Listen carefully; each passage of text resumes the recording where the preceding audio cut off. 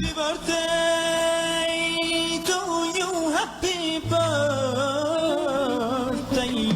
Happy birthday to you! Famous people celebrating their birthdays today. By the way, this segment is brought to you by Royal Duty Free Shops. They are having the back to school promo. New school year, new items at Royal. Stock up on back-to-back essentials and start the school year strong with Royal. The welcome back to school promo. Grab all your classroom essentials now from, alam mo na, from pambaon to gamit to school, even shoes na pamasok, di ba? June 16 to 30th. Ang welcome back to school special offers of Royal Duty Free. Call them up 2523258 for more inquiries or visit their official website, pati na rin yung Facebook page. Just look it up. I-google nyo lang, lalabas na yan, ha? Okay, famous people celebrating their birthdays today. One of them is Roger Pogoy. Do you guys know Roger Pogoy? He is a PBA player. Nung kalakasan nito, ang galing nito, no? Is he still around? Does he still play? Sino nakakaalam? You let me know, ha? Oh, Ate Giselle, you let me know. Damay ka na naman. He was born June 16, 1992. Si Roger Pogoy. Pero nung kalakasan niya, yeah. Truly, magaling to. Kaya nga he was selected to the Gilas national team back in 2019. Ayun, kailan lang? 2019 lang, ha? I don't know if he's still, yeah. Okay. Ayun. Oo, may naging injury na siya. Meron siyang nerve root irritation caused by a bulging disc. Oh, di ba? Kung hindi nyo alam kung ano yun, itanong nyo sa doktor. Right Med. May team song pala yung Right Med, no? Narinig nyo na ang team song ng Right Med. Ganito siya.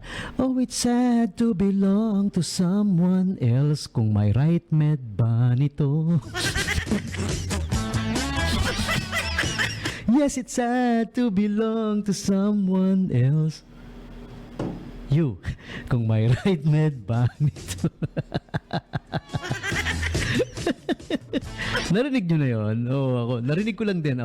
Honestly, narinig ko lang din kay Ate Gay. Sa kanya ko narinig. Ang galing-galing, no? In-incorporate yun. Kuwela. Magaling talaga yan si Ate Gay. Impersonator siya ni, ng the late great superstar Nora Honor. Yeah, okay. And Jody Santa Maria. Ayan, ex-girlfriend ni DJ Tommy G. Kaya lang, tagal na yun, bata pa kami. Humiwalay siya. Alam mo kung bakit? Muntik nang mamatay sa gutom eh. Sabi niya, wala akong mapapala sa mama na to. De, joke lang ha. Baka mamaya kumalat yung bayo. Uy, Jody, sabi ni DJ Tommy G, ex-girlfriend ka raw niya. Sino yun? Hindi niya kilala, di ba? June 16, 1982, pinanganak si Jody Santa Maria. Ayan. Nakakatuwa yan, pagka, halimbawa, na-impress sa'yo yung babae, na-impress sa'yo. Pag ganyan yung maririnig mo, Santa Maria! Ibig sabihin nun, impress na impress siya sa'yo, di ba? Kung ano man yung meron ka.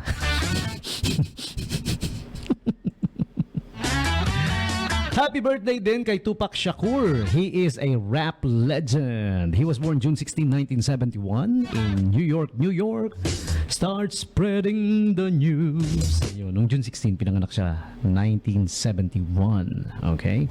He is a very notable figure in the 1990s East Coast, West Coast hip-hop rivalry. Yan. Okay? Maraming may idol dito eh. Maraming siyang impluwensya ng mga sumikat din ha. Even the popular rappers, yung mga naging sikat. Inspiration si Tupac Shakur. Alright. Next up we have Lauren Taylor. TV actress Lauren Taylor. June 16, 1998.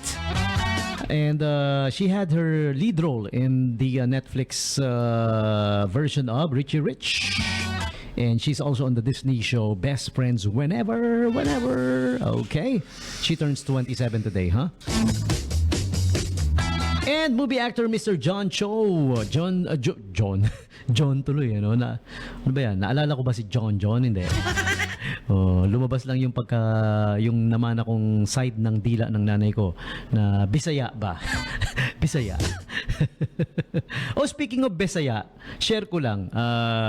MC tayo syempre dun sa Bridal Expo na ginanap from June 13, 14, and 15 to 15. June 13 to 15 at the SM City Olongapo Central. Ayan. Nag-sharing kami ng mga kasama ko na, syempre, Bridal Expo yan.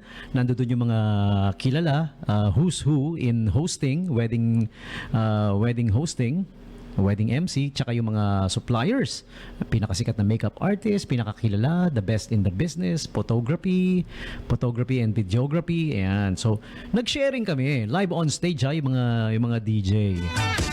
Oh, anong kinalaman sa Bisaya? Teka, bear with me. Sabi ko kasi, isa sa mga naging tanong sa amin among the DJs, yung getting to know the DJs, syempre. Saan ang pinakamalayo na lugar na nag-MC ka, na nag-DJ ka ng isang wedding or debut or whatever event? Merong nasa La Union, merong sa Palawan, malayo yung Palawan ha. Ako sabi ko ang naging pinakamalayong na experience ko is yung sa hometown ng nanay ko sa Bisaya, sa Antique, malapit sa Capiz. Yun. O, alam niyo naman yung reputasyon ng Capiz, no? Kilala bilang home of the Manananggals. May ruko-ruko nga na nagtayo ng basketball team doon eh, di ba? May mga paliga sa barangay. Alam niyo pinangalan sa basketball team, The Manananggals. May isa pa nagtayo, ginawa niya, ganun din, pero in English naman niya kasi meron nang nag-take ng The Manananggals. Alam niyo ginawa niya, The Removers. Nung tinanong sila, ano yan, ba't The Removers? English ng Manananggal, Removers. So yun, na-share ko. Sabi ko doon yung pinakamalayong na-host ko sa Capiz. Yan. It's next to Antique. Antique kasi yung hometown ng mom ko. Yan. Capiz. Yan. So sabi nung mom ko, wala yan yung mga manananggal sa Capiz. Wala yan sa atin sa Antique. Sabi ko, bakit? Kasi yung manananggal sa atin sa Antique, pag nahati, lengthwise. Mula ulo pababa hanggang sa middle part niya, sa crotch niya. Yun, ganun. Lengthwise nga, pahaba, pababa, taas, pababa. Ganun daw humati. Kaya pag lumipad sa gabi, alam mo, butterfly stroke, parang patagilid. Yeah. Sabi ng nanay ko yun, no? Ruko-ruko din yung nanay ko eh. Saan pa ba ako nagmana? Ayun, nabanggit ko lang. Kasi lumabas yung pagka-Bisaya ba? Si John Cho. He was in the movie Harold and Kumar. Ayan. He played the role of Harold Lee. Yung Harold and Kumar, napakaraming naging film franchise yan eh. Naging Harold and Kumar Goes to White Castle, Harold and Kumar this and that.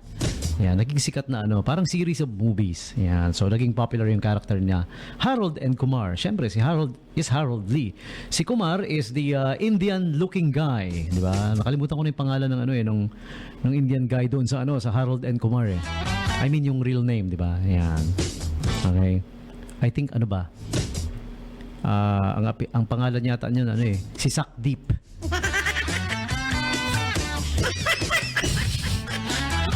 Alam niyo, nakakatawa yung mga Indian names, no? Nakakatawa. Sa totoo lang, di ba? Etong kumakanta ng happy birthday natin, di ba? Happy birthday to you! Indian din yan eh. Kaya lang, the thing is, ang first name niya is Mr. Singh. Di ba? Usually, apelido yung Singh, di ba? Itong kumakanta ng happy birthday natin, Singh yung first name niya. Ang apelido niya, Geltut. Singh Geltut.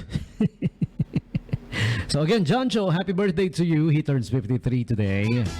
Movie actress Missy Peregrine. Alright, she was born June 16, 1982.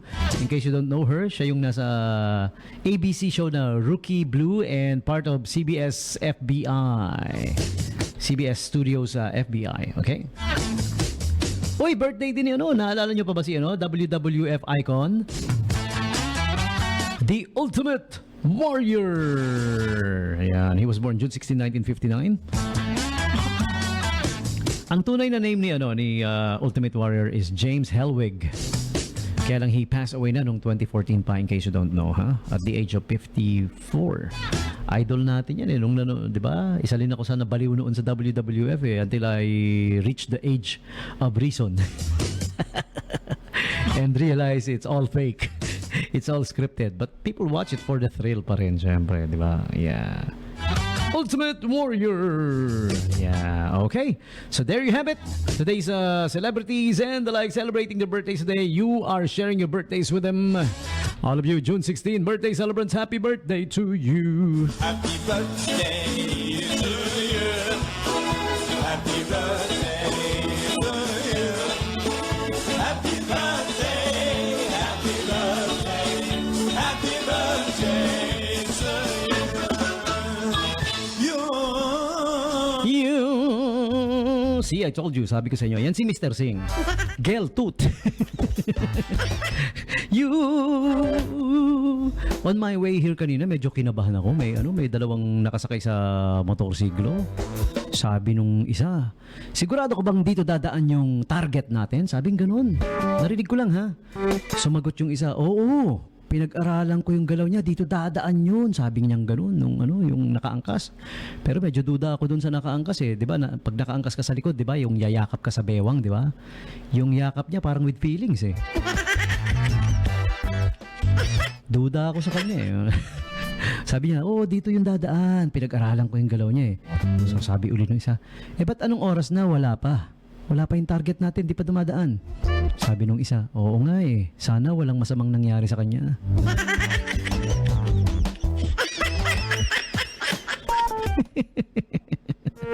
Bottom of the hour, it's the 30th, 8:30 p.m. And yeah, we're gonna take the bottom of the hour break. Diyan lang po kayo. Huwag kayong aalis because we will be back with more. Radyo Bandera, nakinig tayo. Radyo Bandera,